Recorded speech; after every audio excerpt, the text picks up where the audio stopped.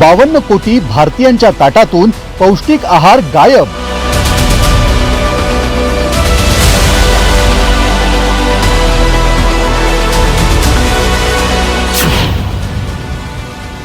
संयुक्त राष्ट्रांच्या अहवालात धक्कादायक माहिती उघड।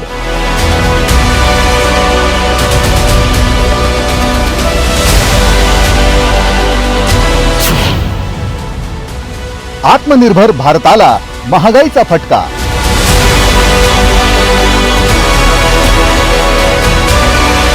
देशात आत्मनिर्भरतेचे वारे वाहत असताना कोट्यवधी भारतीयांना मात्र पौष्टिक आहारापासून वंचित राहावं लागतंय।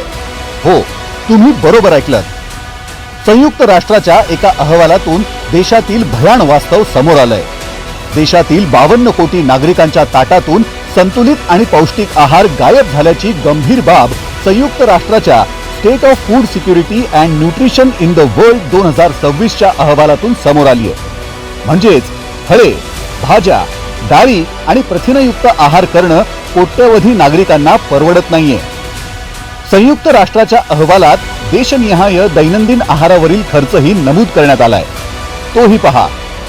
भारत 343 रुपये, पाकिस्तान 343 रुपये, बांगलादेश 399 रुपये, चीन 317 रुपये, अमेरिका 249 रुपये।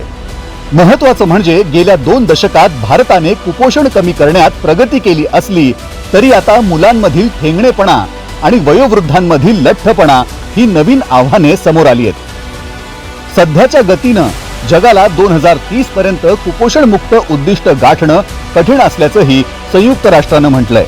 इतकंच नव्हे तर जगभरातील तब्बल 269 कोटी नागरिकांना पौष्टिक आहार खाणं आवाक्याबाहेरचं झालंय। यात भारताच्याही 1/3 लोकसंख्येचा समावेश आहे। सरकारनं राष्ट्रीय अन्न सुरक्षा कायद्याअंतर्गत स्वस्त धान्याचा कायदेशीर हक्क दिला असला तरी पौष्टिक आहाराकडे आता लक्ष केंद्रित करण्याची गरज निर्माण झाली आहे। ब्युरो रिपोर्ट, साम टीव्ही न्यूज।